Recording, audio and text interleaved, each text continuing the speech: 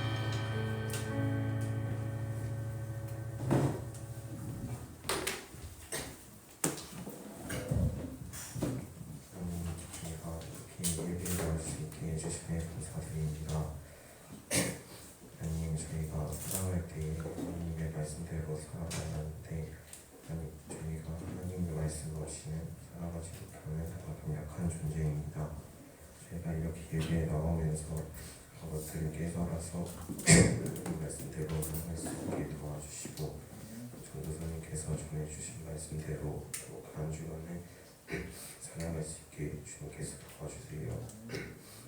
예수님의 이름으로 기도드립니다. 아멘.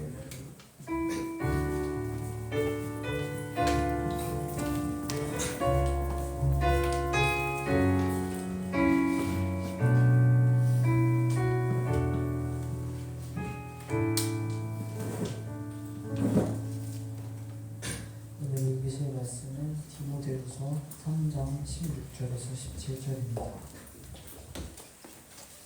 신약성경 345페이지입니다.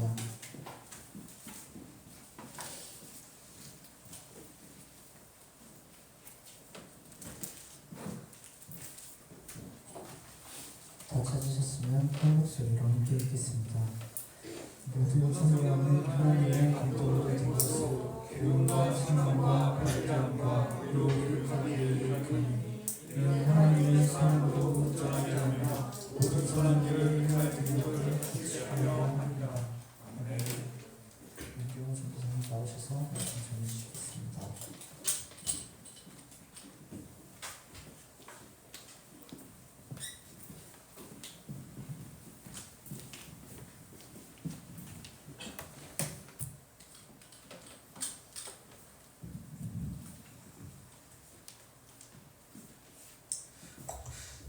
우리 잠깐 기도하겠습니다. 아버지 감사합니다. 오늘도 이 주일 아침에 주님을 예배하는 자리로 불러주심에 감사드립니다. 주님, 오늘 우리가 주님의 말씀을 들을 때에 주님께서 그 말씀이 우리에게 어떤 의미가 있는지, 주님 우리가 어떻게 살아가야 하는지를 깨닫게 하시고 또 삶 속에 잘 적용하며 나아갈 수 있도록 성령 하나님 붙들어 주시옵소서. 감사드리며 예수님 이름으로 기도드립니다. 아멘. 네, 오늘은 이제 순서에 따라서 소요리 문답 2문에 대해서 알아볼 거예요. 자, 우리 오늘 살펴볼 소요리 문답 2문 같이 한번 읽어볼 건데, 전사님이 물으면 여러분이 답을 해주시면 됩니다. 네, PPT 해주세요. 네, 전사님 묻겠습니다. 하나님께서 어떤 규칙을 우리에게 주셔서 하나님을 영화롭게 하고 즐거워하도록 지도하셨나요? 신구약 성경에 기록된 하나님의 말씀을 우리가 어떻게 하나님을 영화롭게 하고 즐거워할 것인지를 지도하는 유일한 규칙입니다. 네, 이번 주랑 다음 주는 이제 하나님의 말씀 성경에 대해서 알아보는 시간을 가질 거예요. 여러분, 기독교에서 성경이 그렇게 중요하다고 강조를 하고, 전사님도 그렇고 뭐 선생님도 그렇고 부모님들도 그렇고 성경을 읽어야 된다, 성경 읽어라 이렇게 가르치는데, 그 이유가 뭔지 생각해 본 적이 있습니까? 성경이 대체 뭐길래 지루하고 따분하고 좀 어려운 글들로 가득 차 있는 책 같기도 하고, 이해가 잘 안 되는 이 성경책 읽을 바에는 차라리 좀 현실적으로 나한테 좀 도움되는 그냥 문학 비문학 문제 하나 더 풀고 싶다는 마음이 들기도 할 거예요. 그러면 성경이 우리 신앙생활에 있어서 무슨 역할을 하는 책인지, 또 우리는 왜 선택으로 성경을 읽어야 되는 게 아니라 반드시 성경을 읽어야 하는지에 대해서 2주간 걸쳐서 좀 알아보도록 하겠습니다. 자, 우리 먼저 지난주에 살펴봤던 소요리 문답 1문 같이 읽어볼 건데, 전사님 물으면 여러분 답해 주시면 됩니다. 읽겠습니다. 사람의 제일 되는 목적은 무엇인가요? 사람의 제일 되는 목적은 하나님을 영화롭게 하는 것과 영원토록 하나님을 즐거워하는 것입니다. 여러분이 예수님을 정말로 믿고선 내 삶의 주인으로 삼게 된다면 그때부터는 참된 삶의 목적의식을 발견하게 돼요. 가장 큰 변화가 무엇인가 하면은 세상에서 중요하게 여기는 일시적인 것들이 아니라 영원한 것에 집중하기 시작해요. 영원한 것. 왜냐하면 예수님을 믿음으로 인해서 영생을 누릴 사람이 됐기 때문에 일시적인 것으로 만족이 안 돼요. 그렇다면 영원한 것에 집중하는 삶의 첫 번째, 가장 큰 목적은 방금 읽은 1문에 나타나는 삶이라는 거예요. 하나님을 영화롭게 하고 하나님을 영원토록 즐거워하는 것. 자, 이 말인 즉슨 나의 삶을 통해서 하나님의 이름이 온 세상 가운데 나타내지고 찬양받도록 살아가는 거예요. 그럼 그 방법이 뭘까? 그 방법이 원리를 알아도 그거를 실천하는 방법이 뭐냐가 제일 중요한 거거든요. 그래서 근데 많은 사람들이 이 방법에 대해서 하나님께서 기뻐하시는 거에 대해서 추측해요. 충분히 고민하지 않고 그냥 어림짐작으로 넘겨버리는 경향이 있어요. 예를 들어 보면 내가 이런 거를 했으니까 그때 좀 기쁘고 즐거웠어. 내가 이런 찬양을 들었으니까 기쁘고 즐거웠어. 그러면 하나님은 더 기뻐하시겠지? 라고 그냥 생각해요. 우리가 봐도 이렇게 기쁜데 하나님은 얼마나 더 기뻐하실까? 이렇게 생각해요. 여러분 그렇죠? 그렇게 많이 생각을 해요. 그런데 이런 태도가 굉장히 위험해요. 왜냐하면 하나님을 영화롭게 하고 즐거워하는 방법은 내 생각이나 내 감정이나 내 기준에 달린 게 아니라 하나님께서 제시하신 올바른 기준이어야 되기 때문이에요. 어림짐작으로 생각하면서 잘못된 방법으로 하나님을 영화롭게 하고 기뻐할 수 있다고 생각하는 것은 아주 위험한 착각일 수 있다는 거예요. 자, 우리 한번 예수님께서 이 땅에 오셨을 때 바리새인들이랑 서기관들이 예수님을 굉장히 핍박을 했는데 예수님을 죽이고자 했던 그 사람들의 생각을 한번 어땠을지 생각해 봅시다. 자, 예수님을 핍박하고 예수님을 못살게 구고 괴롭힐 때 그 사람들이 유대인들, 바리새인들, 서기관들이 하나님의 뜻을 저버리는 행동이라고 생각했을지 아니면 하나님을 위한 행동이라고 생각했을까요? 둘 중에 예수님을 핍박하고 예수님을 죽이는 것이 하나님을 섬기는 최고의 행동이라고 생각했어요. 최고의 의로운 행동.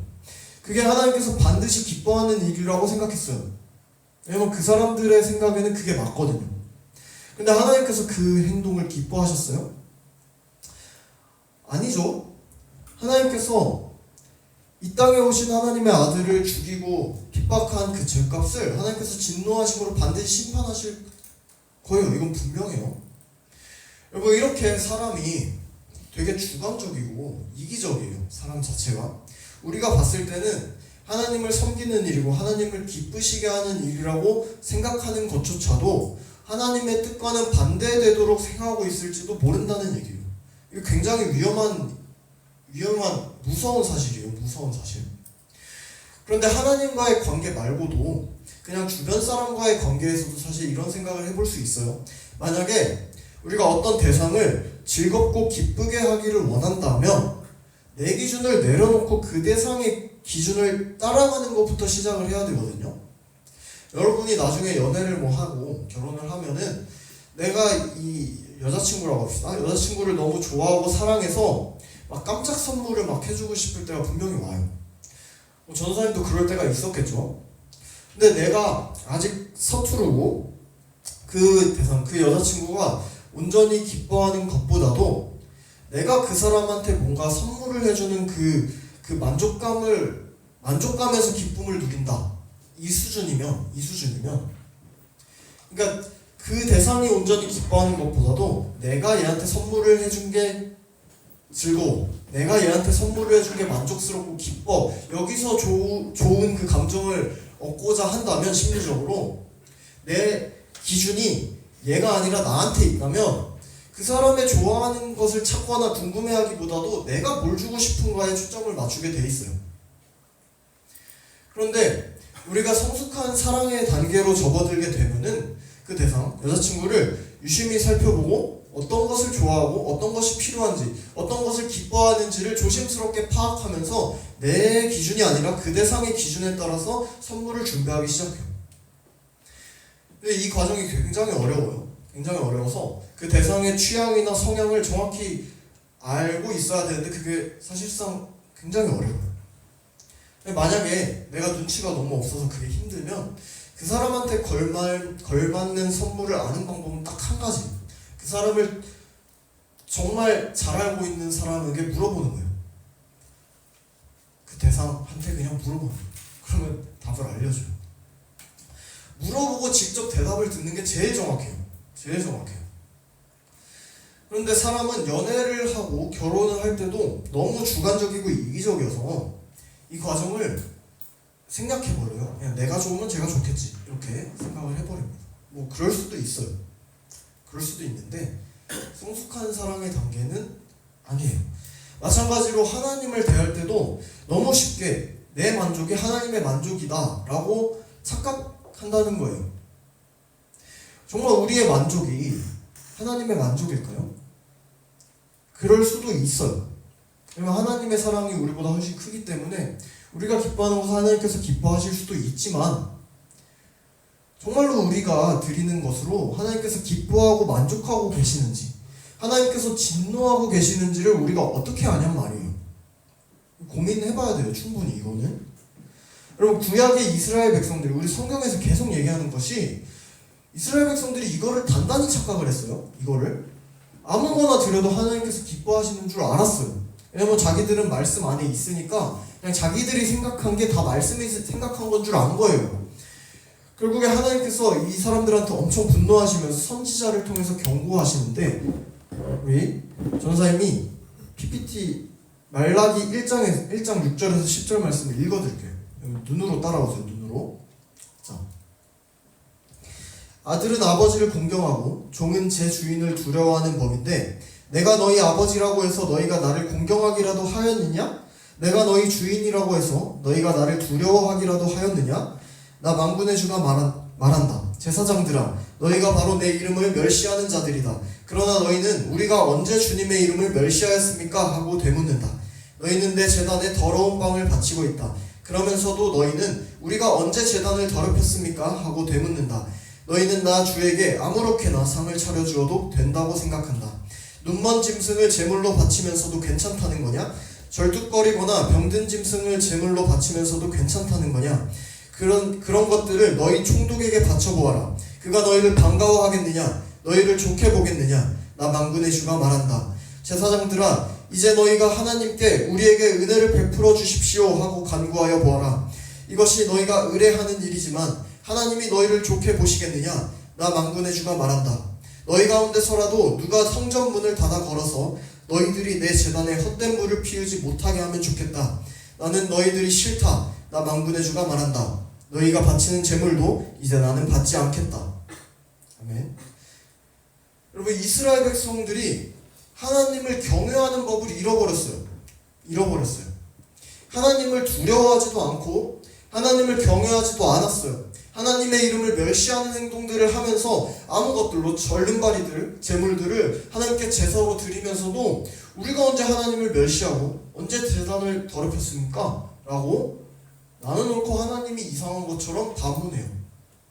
하나님께 합당한 거룩한 제물, 하나님께서 이스라엘에게 분명하게 명하신 그 규정을 무시한 채 자기들이 드리고 싶은 거를 그냥 드린 거예요.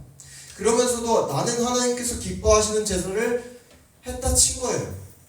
하나님께서 분명하게 말씀하십니다. 차라리 누가 성전문을 닫아버려가지고 제단에 쓸모없는 불을 그냥 못 피우게 막아버렸으면 좋겠다 라고 말씀하세요. 하나님께서는 이 사람들이 드리는 제물이랑 이스라엘 백성 그 자체에 진절머리가 나셔서 이제 더 이상 받지 않겠다라고 말씀하세요. 여러분, 신약으로 넘어와서 우리의 모든 삶을 하나님께서 거룩한 산 제물로 드리는 것으로 제사의 개념이 완전히 바뀌었죠. 전환되었죠. 근데 뭐 일맥상통은 해요. 그렇다면은 우리의 삶 자체가 하나님 앞에 드려진다는 거예요. 그렇다면 전사님이 이 지점에서 정말 고민해봐야 된다고 생각을 해요. 우리의 삶이, 내 삶이 하나님께서 기뻐하시는 삶인지를 여러분 정말로 확신할 수 있어요? 우리는 확신을 해야 되거든요. 근데 정말로 지금 확신할 수 있는 단계냐고요.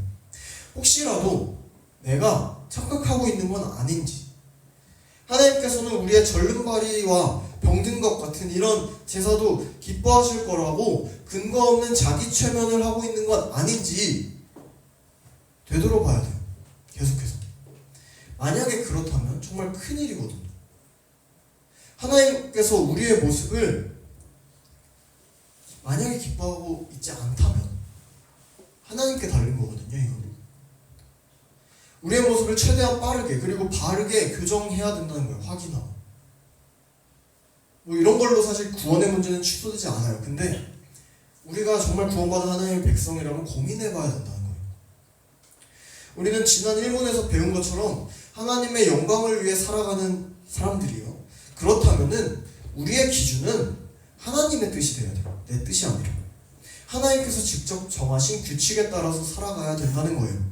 하나님께서는 사람이 하나님께 영광 돌리는 삶을 살아갈 때 이런 착각을 하지 않기 위해서 우리에게 직접 하나님의 규칙을 주셨어요. 이스라엘 백성에게 주신 것처럼 우리에게도 주셨어요.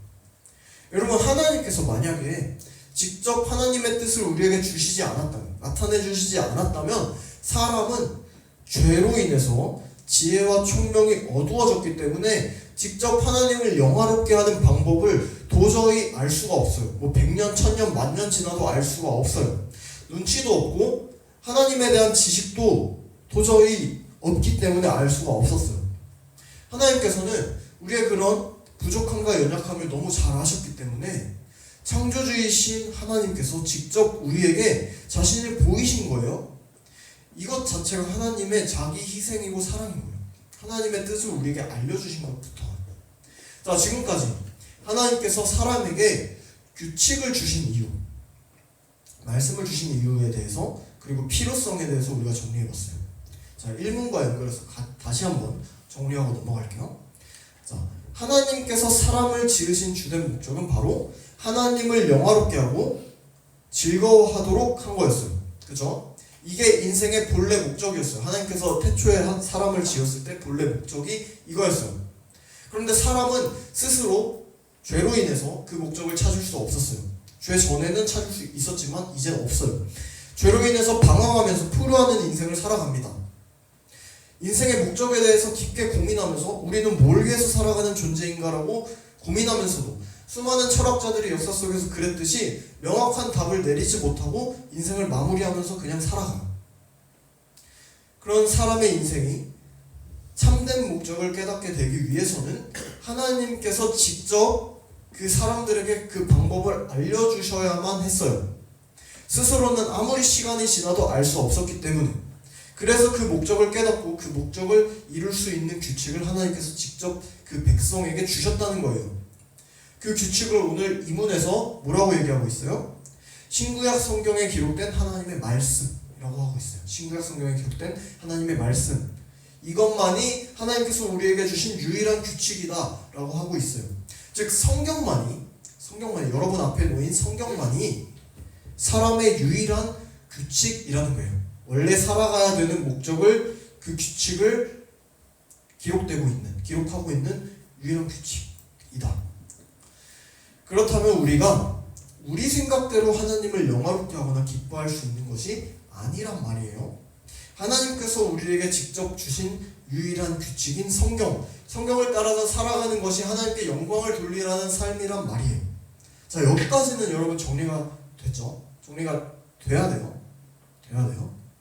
자, 그렇다면은 오늘 좀 더 나가서 조금 어려운 부분을 다뤄볼게요. 자, 사실 하나님께서 이 세상을 창조하시고 통치하시고 섭리하시면서 하나님에 대해서 알 수 있는 방법을 크게 두 가지로 주셨어요. 하나님에 대해서 알 수 있는 방법. 하나님께서 인간에게 하나님을 알도록 보여주고 드러내신 것을 계시라고 해요. 우리가 계시. 자, 계시 뜻은 요한계시록 할 때 그 계시인데, 계시는 열어서 보여준다. 감추어진 것을 드러낸다. 그러니까 하나님의 계시. 하나님이 감추어져 있고 하나님이 드러나지 않아 있는데 하나님께서 열어서 보여주신 거예요. 자, 이 의미를 담고 있는 게 계시라는 거예요. 자, 그 계시에 두 가지 종류가 있어요. 두 가지 종류. 자, 첫 번째 일반 계시. 일반 계시는 다른 말로 자연 계시라고도 해요. 자, 그렇죠? 이거는 하나님을 믿든 믿지 않든 모든 인류에게 하나님께서 살아계시다는 것을 보여주는 그 증거예요. 증거로서의 계시예요. 크게 세 가지가 있는데, 첫 번째로는 하나님께서 창조하신 자연. 자연이 일단 일반 계시입니다. 이거는 구원받은 하나님의 백성뿐만 아니라 모든 사람들이 볼 수 있어요. 여러분이 대자연을 보게 되면 이 아름다운 광경이 도저히는 우연히 생겼다고 인정할 수가 없다는 경험을 종종 하게 될 거예요. 이렇게 하나님께서는 온 우주 만물을 창조하시고 모든 사람들에게 나타내심으로 하나님의 속성, 하나님의 아름다우심을 어느 정도 짐작할 수 있도록 만드셨어요. 하나님을 믿지 않는 사람조차도 자연을 보게 될 때 광대하시고 질서정연하시고 아름다우신 어떤 신적인 존재가 있다라는 것을 인정하게 되는 것이 자연을 통한 일반 계시예요. 자, 두 번째로 역사예요. 역사. 하나님께서는 역사 위에서 역사를 주관하시는 분인데 우리가 세계사를 통해서 역사를 공부하다 보면은 이 역사의 그 질서 가운데 하나님의 손길을 느낄 수 있게 돼요. 서양 역사와 그리고 교회사가 함께 묶일 수밖에 없는데 우리 교회 역사만 보더라도 역사를 주관하시는 분이 계시다는 사실을 어렴풋이 느끼게 돼요. 세 번째로 양심이에요. 자, 사람을 제외한 동물들한테 양심이 있을까요? 사람만이 양심이 있어요. 사람의 양심은 선과 악을 판단하는 어느 정도의 기준이 돼요. 어느 정도예요. 죄를 범해서 전적으로 타락한 인류지만 모든 범위에서 타락한 인류지만 하나님께서 우리 사람 속에 그 마음의 양심을 통한 계시를 허락하심으로써 어느 정도 죄에 대한 감각을 인지하도록 두셨어요. 그래서 사람은 스스로 법을 만들 수 있고요. 도덕이나 윤리를 중요시 여길 수 있고요. 생명을 존중하는 기본적인 그 양심에 따른 개념이 탑재되어 있는 거예요. 한 번도 교육하지 않더라도 사람이 사람을 해치거나 죽이는 게 나쁘다고 인식하고 있는 게 사람이에요. 양심이 있기 때문에. 자, 이렇게 일반적 계시가 크게 세 가지로 볼 수 있죠. 하나님께서 모든 인류에게 드러내신 계시를 일반 계시라고 한다. 근데 이 일반 계시를 통해서 여러분 구원에 이룰 수 있어요? 구원에 이룰 수는 없어요. 일반 계시를 통해서 하나님의 존재에 대해서 어렴풋이는 알 수 있어요. 근데 하나님께서 어떤 분이신지 또 어떻게 해야만 인간이 구원을 얻을 수 있는지 또 구원받은 인간이 어떻게 살아가야 되는지는 일반 계시가 알려주고 있지 않아요. 제대로 알 수 없다는 한계가 있는 거예요. 물론 엄청난 하나님의 은총이지만 한계가 있다.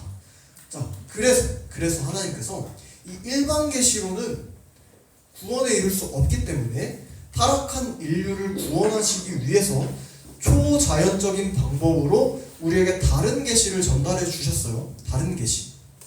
우리가 오늘 포커스를 맞출 특별 계시예요. 특별 계시. 구원 계시라고도 해요. 자, 이 특별 계시가 바로 신구약 성경에 기록된 하나님의 말씀인 성경이라는 거예요. 물론 특별 계시가 구약 시대 때는 엄청난 기적으로 구름 기둥 막 그 홍해가 열리고 막 모세의 그 10가지 재앙 막 이런 것들로 초자연적인 걸로 하나님께서 임재하셨어요. 특별 계시예요. 그리고 신약에 이르러서 예수 그리스도가 그 자체가 특별 계시예요. 그 자체가 구원을 알 수 있게 해주세요. 말씀이니까. 그리고 사도들이 병 고침과 이런 치유 연사들이 막 나타나심으로써 하나님에 대한 그 구원을 알 수 있게 했는데 자, 사도들의 시대가 끝나고 이제 우리로 넘어오면서 우리에게 주어진 특별 계시는 단 하나예요. 우리에게 객관적이고 표준적인 특별 계시 하나만을 하나님께서 남겨두시고 다른 계시들을 종결했다는 거예요. 자, 특별 계시. 우리가 성경을 읽을 때에 성령을 통해서 그 하나님의 말씀을 깨달음으로써 하나님을 알게 되고 믿음을 통해서 구원에 이르는 놀라운 역사가 일어난다는 거예요.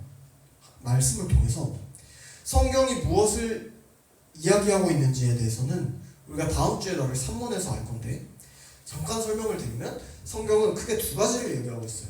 자, 사람이 하나님을 어떻게 믿어야 되는가? 방법에 대해서. 그리고 하나님이 사람에게 요구하시는 본분이 뭔가? 하나님이 사람에게 뭘 요구하고 계시는가? 방법과 요구입니다. 즉 하나님께서 명시하신 뜻과 방법대로 하나님에 대해서랑 구원에 대해서 정확하게 명시하고 있다는 거예요. 이 성경을 둘러싼 우리가 의구심이 있는데 이 성경이 정말로 어떻게 하나님의 말씀이지? 라는 의구심인데 이거는 다음 주에 우리가 정말 자세히 알아볼 거예요. 정말 자세히 역사 속에서 알아볼 건데 이 성경을 바라보는 자세가 굉장히 중요해요. 특별히 웨스트민스터 소요리 문답 이문에서는 성경을 지칭하는 표현으로 그냥 하나님의 말씀이라는 게 아니라 신구약 성경에 기록된 하나님의 말씀이라고 정확하게 표현을 하고 있는데 그 이유가 있어요. 오늘날 정말 많은 기독교 교회가 성경을 자기 마음대로 해석하고 성경의 권위를 막 낮추는 시도를 하고 있어요. 물론 소요리 문답이 작성됐을 그때도 이런 시도는 계속 있었겠지만 특별히 오늘날 우리가 견제해야 할 자유주의 신학의 입장이 많아지고 있는데 그러면 뭐 이걸 외울 필요는 없는데 이런저런 입장이 있다는 걸 여러분이 알아야 돼요. 자, 그 입장은 이래요. 자유주의가 이런 입장을 취합니다. 성경의 어떤 부분은 하나님의 말씀이고 어떤 부분은 인간이 지어낸 말이다. 그 기준은 인간 스스로 결정할 수 있다라는 입장이에요. 그리고 이것 지금 세계 그 신학에서 주류 신학이에요. 주류 신학. 이게 자유주의 신학이. 성경을 부분적으로만 수용해요. 굉장히 불건전한 태도예요. 자, 이런 입장이 있고요. 굉장히 많지만 그 중에 몇 가지. 그 다음으로는 신정통주의라는 신학적 입장인데 여러분 이거 외울 필요는 없어요. 근데 이런 입장이다. 자, 볼게요. 자, 신정통주의는 칼바르트라는 사람이 주도한 신학적 입장인데 성경 전체는 오류가 있는 유효한 인간의 말이다. 그런데 하나님께서 임재하시면 그게 하나님의 말씀이 된다. 만약에 하나님께서 임재하지 않으시면 그냥 인간의 말 그대로다. 이렇게 주장해요. 자, 이런 신정통주의 흐름으로부터 출발한 게 원래 오늘날 큐티 운동이 여기서부터 시작했어요. 내가 원하는 말씀을 그날 뽑아갖고 현실에 적용시키고 이게 나한테 은혜가 되면 하나님의 말씀으로 임재하는 거다. 근데 만약에 은혜가 안 되면 그냥 그대로 있는 거다. 이게 원래 큐티 운동의 시발점이에요. 물론 큐티가 우리에게 말씀을 아주 가까이 하도록 도와주는 되게 좋은 역할을 하는데 만약에 성경 말씀을 계속 이렇게 뽑기식으로 보면은 신앙적으로 굉장히 문제가 될 수 있어서 조심해야 돼요, 여러분이. 자, 마지막으로 소요리 문답에서 가르치고 있는 성경관, 우리 개혁주의 입장, 칼빈주의 입장이에요. 오늘 본문 디모데후서 3장 16절 말씀을 우리 여러분 성경 있죠? 디모데후서 3장 16절 말씀. 3장 16절 말씀 함께 읽어볼게요. 디모데후서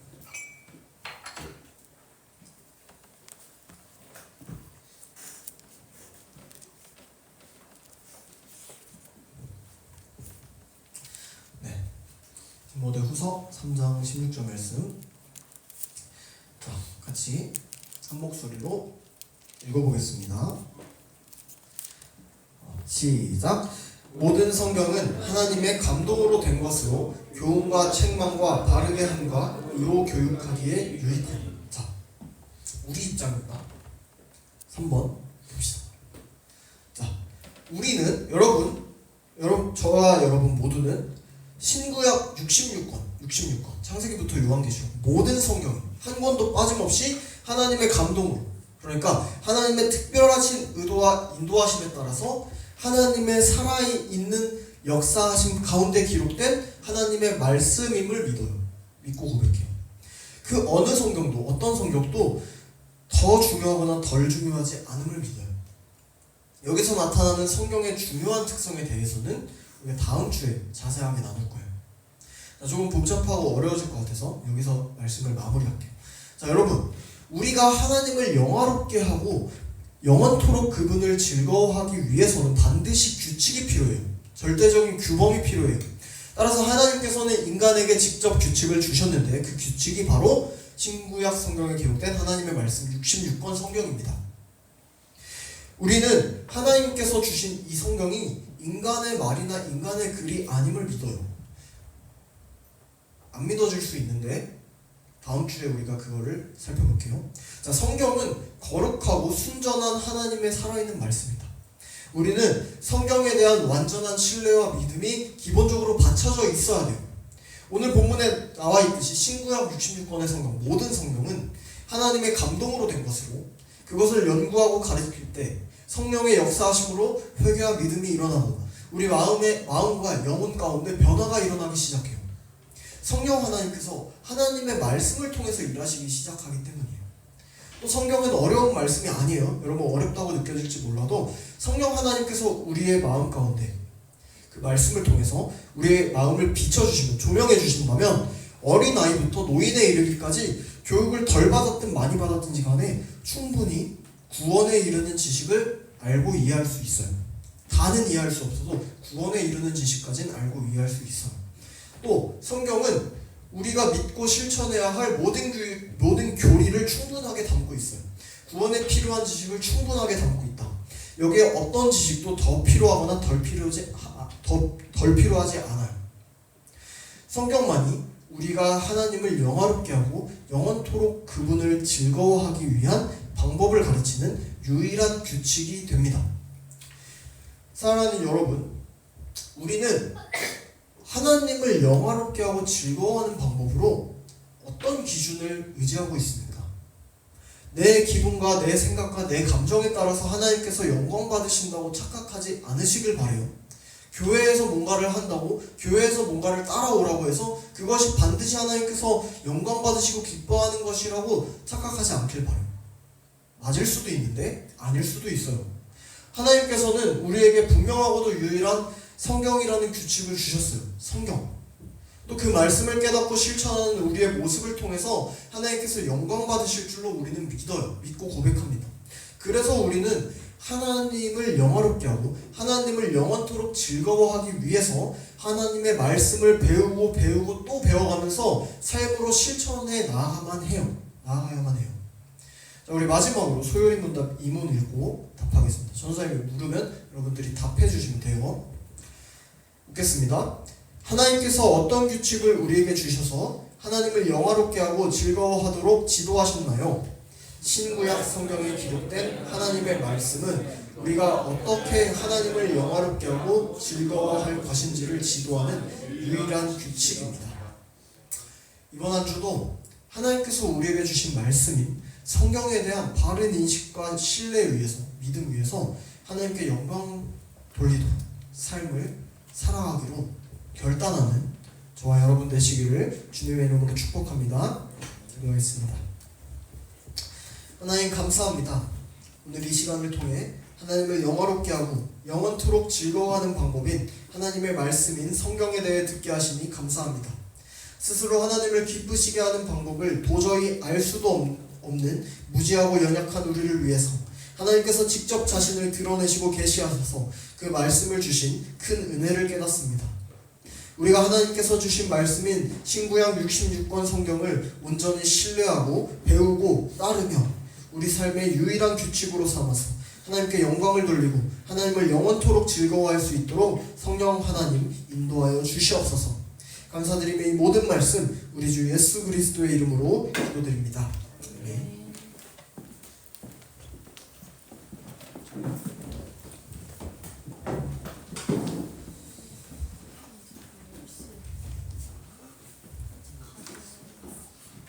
찬양 1절만 하면서 준비하신 헌금 드리도록 하겠습니다.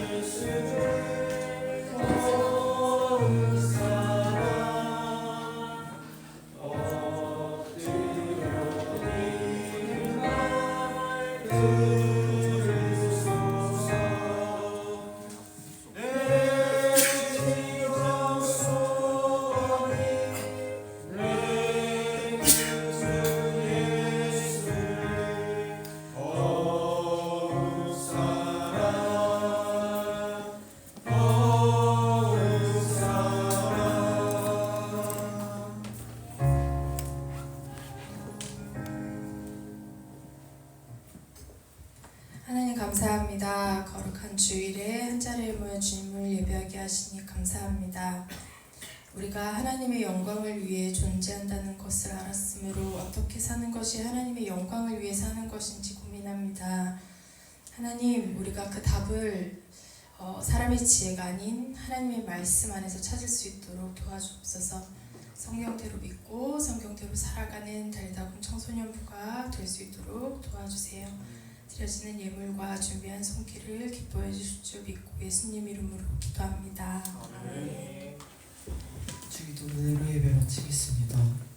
하늘에 계신 우리 아버지 이름을 거룩하게 하시며 아버지의 나라가 오게 하시며 아버지의 뜻이 하늘에서와 같이 땅에서도 이루어지게 하소서. 오늘 우리에게 일용할 양식을 주시고 우리가 우리에게 잘못한 사람을 용서하여 하지 않게 하시고 하늘에서 거하소서. 나와 권능과 영광이 영원히 아버지의 것입니다.